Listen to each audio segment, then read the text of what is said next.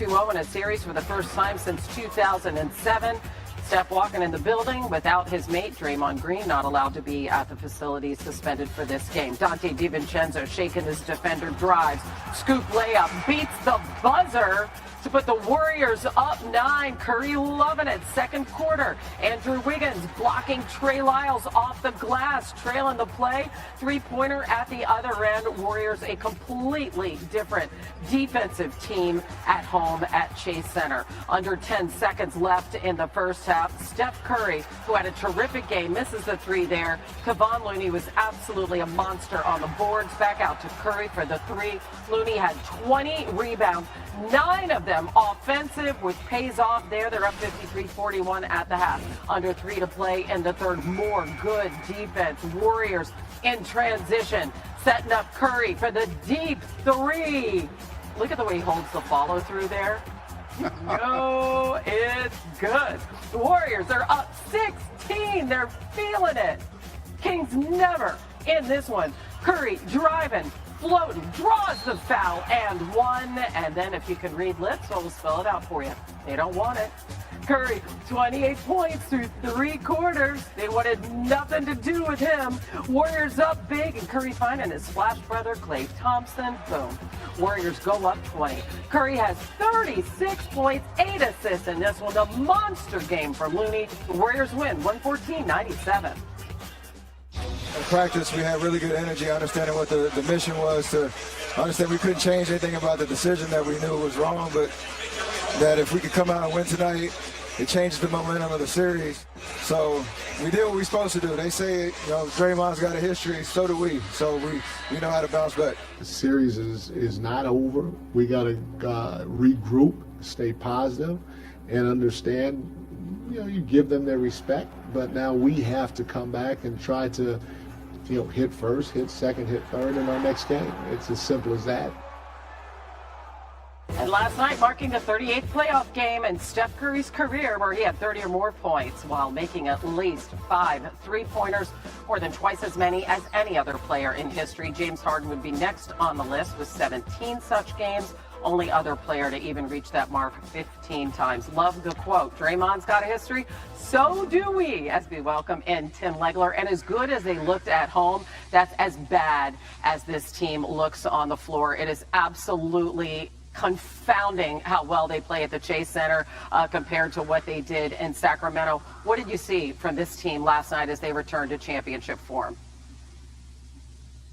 Well, Hannah, going into the game, one thing had to happen at the top of the list. And a number of things were going to have to go right, but the number one thing was Steph Curry was going to have a vintage Steph Curry night. He had to be the best offensive player on the floor. He had to outplay De'Aaron Fox. He did those things. And I think it was more than just the shot making. I just loved his energy at the start of the game, his motion, and what that leads to. He was at a frenetic pace, the way he was moving around the floor, and then the shot making follows. When that happens, the building erupts. The energy they can derive from that is second level. And then you got to have an X factor, Hannah, and they got one in a big way with Kevon Looney. 20 boards, more importantly, 9 offensive rebounds, and so many of those directly led to points because he had 9 assists in the game as well. This is a night they didn't shoot particularly well. 40% from the field. They missed 36 threes. Kevon Looney gave them enough second chances to allow them to get to the number you need to against a high-powered Kings team. So without Looney's performance on the boards, they're down 3-0. But I think Steph Curry was the guy that made sure matters were going to be in his hands. He got it going early and maintained it the entire night. They're going to get Draymond back. Game 4 is Sunday. But let's face it, Tim, they do have to win 3 of the next 4 games to advance. 2 of those games are on the road, so they're going to somehow have to find that home magic and take it to Sacramento. We'll be back with you in just a sec. Jay? Hannah, teams are 147-0 when leading 3-0 in a best-of-7 series in NBA postseason history. Tempers did flare, but Philly likes the way this thing ended up. Joel Embiid and crew visiting Nick Claxton in the Nets. Game 3, early first quarter, Nets bringing it down. Mikal Bridges throwing it up over Claxton, who dunks over Embiid, and he's going to step over Embiid, and here we go. Embiid kicks Claxton, and a scuffle ensues, and Claxton's fired up. Watch it again. Embiid, Claxton's going to step over him, and Joel didn't like that. Claxton staring down at him. Officials monitoring the play, reviewing the play. Embiid, flagrant one. Claxton, a technical. Jacques Vaughn talking with the officials. Really, that's what you want to do? Embiid, okay, he stays in the game. Okay, really? Look at that name on my jersey is Yes. what he's saying there. Yes, because his name is different. He's not. Apparently. Yeah, apparently. 17 seconds to go in the third. James Harden pushing off Royce O'Neal, called for the foul. Harden's like, really?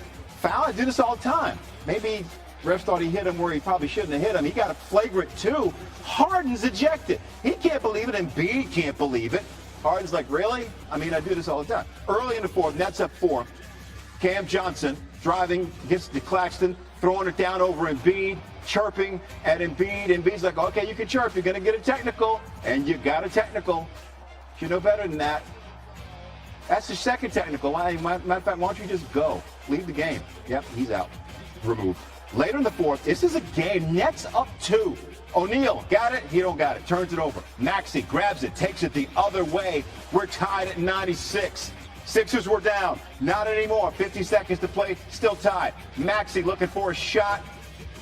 Finds it. Step back 3. He had 25. 5 threes. He's fired up. Sixers up 3. Nets made a free throw. Now, for Maxey miss, Spencer Dinwiddie, Joel Embiid. Get that mess out of here, Spencer. Really? Nah. Well, Phenomenal. You thought it was a goaltend. It wasn't. He was still on the way up. Clean block. MVP moment. Sixers up 2. All right, Sixers free throw. Nets inbounding down 3. O'Neal tries to get it to Bridges and I don't know what that was. But it went to DeAnthony Melton, who plays for the other team. O'Neal can't believe it. Maxey can. He loves it. Embiid, 3-0, 27. Sixers are up. Here's the beard. Unacceptable. Like unacceptable, flagrant 2. Like the first time I've been ejected, I'm not labeled as a dirty player. You know what I mean? I didn't hit him in a private area. Somebody's draped on you like that defensively. It's just a natural basketball reaction. And I didn't hit him hard enough for him to fall down like that. But for a flagrant 2, it's unacceptable. Like, this is a playoff game. I didn't even think it was a foul on me. You know what I mean? Somebody draped on me. Natural reaction is just use your off arm and get him off a little bit, and that was it. You know what I mean? It wasn't like no wind up, elbow, none of that. I didn't hit him in the private area, none of that. So that can't happen. The whole game, you could see what they were doing, just trying to get a rise out of me. And, you could see, what the game plan was. Gotta heat them, gotta make me frustrated so I could get ejected. So I'm too mature to put myself in a position where I'm gonna get ejected. I don't think I've ever seen that in my career before, Alex. For a guy to intentionally kick someone in an area that none of us want to be kicked at or towards, and for him to continue to play. I've never seen that before. In a game, and a guy continues to be able to play. Intentional. All right, crew chief Tony Brothers offering this explanation on each of the Sixers stars' flagrant fouls. For Embiid, he said this, quote, "The contact was deemed unnecessary, and based on the point of contact to the leg, it didn't rise to the level of excessive." As for Harden's flagrant 2, Brothers saying, quote, "Based on the point of contact directly to the groin, it rose to the level of excessive and ejection." So Tim Legler's back with us. Tim, let's talk officiating, especially in the wake of Draymond's suspension. What are your thoughts on each of the referees' decisions last night, starting with Embiid and Tony Brothers' explanations? Yeah, look, I don't get it, because you're basically then completely ignoring intent. So, I mean, are you saying it's the same thing with a punch? If you throw a punch at somebody but you don't actually hit them because they ducked, then that's not the same as if you actually connect? He wanted to kick him, and he intentionally did it, and he in a certain particular area of the body that we know is sensitive. So, for me, it's about intent.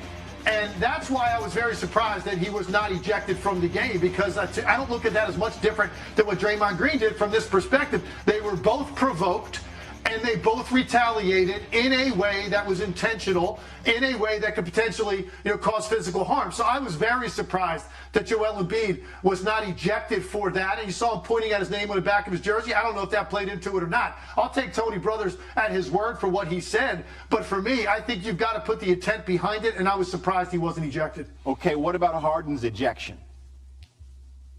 No, that one was one of the most bizarre ejections I think I've ever seen, because anybody should know, and when you go look at the replay, you know, if a ball handler has the basketball and all of your airspace is taken away and the defender is